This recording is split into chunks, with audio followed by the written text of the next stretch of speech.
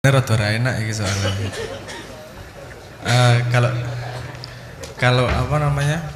Tadi urutannya dari pengetahuan terus ke pemahaman terus ke kebijaksanaan. Setahu saya di Islam mengajar apa? Memberi informasi bahwa kalau pemahaman cek, oke. Pengetahuan itu bisa dikejar dengan cara yang biasa kita lakukan. Tapi kalau pemahaman itu rezeki ya mas. Warzuqni fahma, pemahaman untuk faham itu rezeki. Jadi ya nek arek ngomong nunggu ya nunggu rezeki. Tapi ya kita istiqomah dalam ilmu itu nunggu rezeki untuk faham. Setelah itu baru pada kebijaksanaan. Kalau gampang ngelihatnya sebenarnya begini. Pengetahuan adalah kemampuan untuk memilah-milah, untuk membeda-bedakan, untuk memotong. Misalnya gini, kalau kita motong daging, semakin tajam pisau analisanya, semakin tajam, semakin pandai, semakin pengetahuannya banyak, itu misahnya semakin tipis-tipis. Betul enggak? Jadi satu daging iso banyak banget, ilmunya bisa banyak banget. Sekarang enggak nganu ya, apa sebenarnya? Dulu ada film kartun yang ceritanya tentang lomba masak. Nganu lah, Tamiya, pada nonton enggak? Yang Kuro misalnya gitu. Tua banget apa ya? Apa ya nek saiki One Piece enggak cocok. Naruto ora cocok. Shingeki no Kyojin ya kebanyakan. Tayo gundule. Bisa nonton Tayo kowe. Ya ora apa-apa, iki anakku kowe nonton Tayo iki. Bisi iso ngomong gue. Apa ya? Tapi dulu saya ngalami dulu waktu kecil takjub nonton ada seri apa film manga gitu, kartun gitu. Itu ceritanya tentang masak. Pokoknya emang masak tok. Terus aku mikir masak tuh dieksplorasi bisa sampai seberapa sih? Ternyata masak ki udah saking tajamnya analisa. Masak ki so jadi ruwet kayak lo. Mikir paling enak ini kalau bawangnya besarnya besarnya 1 cm, umurnya berapa, ngasih bawangnya dihitung ngono gitu loh. Pengetahuan itu bisa sampai orang tek ilmu kalau dengan pengetahuan gue. Bisa dibedah sampai sak jeru-jerune dan orang entek-entek. Ini sifat Gusti ciptaan Gusti Allah ngono kuwi. Kamu gali sampai kemanapun nggak akan ada habisnya dan semakin banyak kalau mengejar pakai pengetahuan. Nek Saitama ono sing maca iki. Akeh One Punch Man Saitama si gundul. Itu saya juga absurd itu. Premisnya adalah seorang tokoh di mana dia nek gelut ngantem pisan mesti menang. Nek ngantemi lebih dari sekali bosen, gelutnya kesuwen jarine. Yo apa menarike? Ketemu musuh hantem modar apa bisa bikin cerita apa? Ternyata menarik tau ceritanya. Saya mengikuti juga sampai sekarang gitu. Update-nya suwe tapi sebulan sekali update-nya suwe banget deh. Itu sangat menarik. Jadi saya pengen mengatakan bahwa kalau pengetahuan kamu kejar pengetahuan itu nggak akan habis. Satu beras saja kamu bisa seumur hidup, bisa sampai profesor hanya untuk membahas satu beras kalau dari sudut pengetahuan. Nah, kebijaksanaan adalah kemampuan begini. Kan tadi saya balik ke pengetahuan dulu. Kalau pengetahuan kamu mengiris semakin tipis, bentuk aslinya kan nggak kelihatan lama-lama. Daging apa iki? Daging sapi. Ini pahanya sirloin atau tenderloin atau buntut atau cingur atau apa, kalau semakin tipis kan semakin nggak kelihatan. Nah gitu juga dengan pengetahuan, semakin kita mendalami tidak buruk, tapi ada resiko kita jadi kehilangan koneksi kepada gambar yang lebih besar. Kue mempelajari beras sampai sekecil-kecilnya, sampai lupa gunane ngopo ngurip.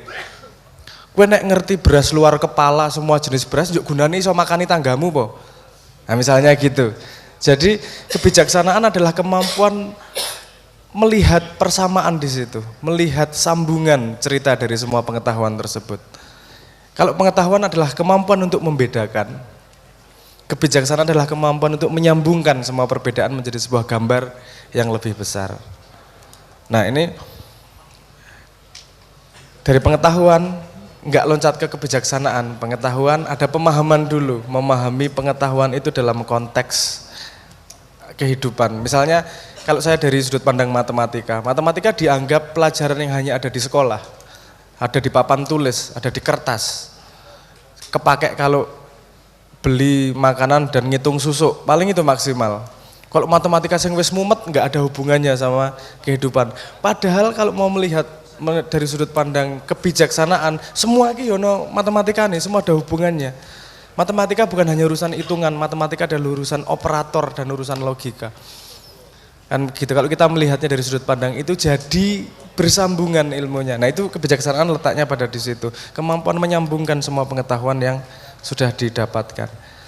Cuman masalahnya itu tadi, pemahaman kuwi rezeki. Jadi tinggal Tuhan ngasih atau ora, memberi atau tidak. Jadi kalau pengetahuan kamu bisa kejar pakai otakmu, kalau pemahaman hatinya harus siap. Harus matang juga di dalamnya. Harus sepemahaman saya harus wadahnya dulu harus siap. Kalau saya dulu pernah mengatakan hati itu perlu tenang seperti permukaan danau yang tidak tertiup angin sama sekali. Sehingga ketika ada satu tetes air, kamu tahu datangnya dari mana, kamu tahu sumbernya dari mana satu tetes air itu. Kalau hatinya bergolak, mau hujan kayak apa nggak ketahuan dari mana sumber airnya.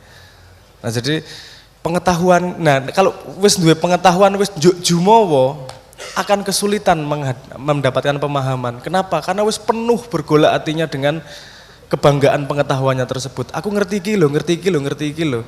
Gitu lah. Padahal pengetahuan itu juga enggak, kalau wong bijaksana tidak semua pengetahuannya dikeluarkan. Dia pasti tahu hubungan, kapan bisa dikeluarkan, kapan enggak. Kalau dikeluarkan pun ukurannya seberapa, enggak asal pengetahuannya paling dalam, enggak paling ampuh misalnya gitu. Misalnya ditanyain, kalau saya sering mencontohkan di Ma'iyah, kalau ditanyain jarak Jogja Malang berapa? Piro jaraknya Jogja Malang? Kira-kira 500. Aduh men, 40 kilo. 400 kilo. Dari Surabaya Malang ini bro. Aduh men 400 kilo. Ya katakanlah 100 kilo, katakanlah gitu ya. 100 kilo, kalau iki wong sing pengetahuannya tinggi, rada trimo sok-sok dengan kalimat sederhana. Jarak dari Surabaya ke Malang berapa? Itu sekitar 4 juta mikrometer. Wah. Lak ming dikaplok raimu. Mikrometer gundul murah butuh, aku ini butuh ngitung bensin itu kayak mikrometer. Nah, kebijaksanaan memahami faktor di luar pengetahuan tersebut. Jadi dia nggak hanya urusan pengetahuan, tapi juga urusan persambungan, urusan holistik, urusan yang lebih lebar. Jadi nek karo wong sing mateng itu hati-hati. Kadang-kadang kiai ampuh ki ngomongnya ora selalu ayat, selalu sing ndaki-ndaki. Justru yang sederhana-sederhana kadang-kadang. Kenapa? Karena dia menghitung betul dia berbicara dengan siapa, menghitung betul yang diajak bicara pertumbuhannya sampai mana, menghitung betul efek dari apa yang dia bicara, apa yang dia katakan kepada muridnya akan menghasilkan seperti apa. Nah jadi kebijaksanaan itu tidak hanya pengumpulan kepengetahuan, tapi kemampuan untuk menyambungkan. Jadi butuh rasa juga, jadi butuh keluasan hati, butuh empati, butuh kematangan rohani juga di situ. Karena salah satu jalan cepat mendapatkan rezeki pemahaman adalah keikhlasan hati untuk menerima apapun yang diberikan oleh Tuhan. Nah, di situ letak pemahaman saya, lagi-lagi sepemahaman saya, di situ letak kutub antara pengetahuan dan kebijaksanaan. Setahu saya kalau di Quran sangat banyak al-alim selalu ditemani oleh al-hakim. Pengetahuan harus diimbangkan dengan kebijaksanaan. bahkan kebaikan, cinta pun juga harus diseimbangkan dengan kebijaksanaan. Nek cinta tok dadine naif. Wis di apa jenenge pacaran, aku ngomong pacaran ki rada ragu kowe enggak punya pengalamannya di dunia itu. Jadi orang nyambung mesti. Utang, nek utang luwih familiar ya mesti ya, utang luwih familiar. Oke kan. Karena kue cinta, ono wong utang karo kue cinta janji bayar bulan depan, ternyata sudah sampai waktunya nggak dibayar. Itu cinta nggak apa-apa, kasihan dia. 2 bulan nggak dibayar, wah cinta, kasihan dia. Naif suwe-suwe dimanfaatkan, kan gitu. Kadang-kadang ada gini juga, dia nggak bayar itu bukan karena tidak mampu bayar. Kadang-kadang karena medit, ora gelem bayar. Eman-eman. Pada posisi kebijaksanaan, di situ yang penting dilakukan bukanlah kasih sayang membiarkan dia tidak membayar, paksa dia bayar. Kenapa? Karena dia harus belajar tanggung jawab. Bukan urusan duitmu, tapi urusan tanggung jawab. Tapi kalau dia memang lagi nggak punya duit, kamu ngasih kasih sayang ya nggak masalah, kan apa ngasih sayang US ditunda sebulan nggak masalah. Tapi nek iki jarine ra duwe duit ning ngejaki pacare kok ya pacar meneh sorry. Iki kok sepatune luwih iki apik mbangane sepatuku iki malah nggo tuku sepatu. Ya, misalnya gitu, paham maksud saya ya. Nah, jadi cinta pun harus ditemani, untuk lengkap dia harus ditemani kebijaksanaan. Setahu saya pertumbuhan nabi-nabi juga bukan pertumbuhan ya.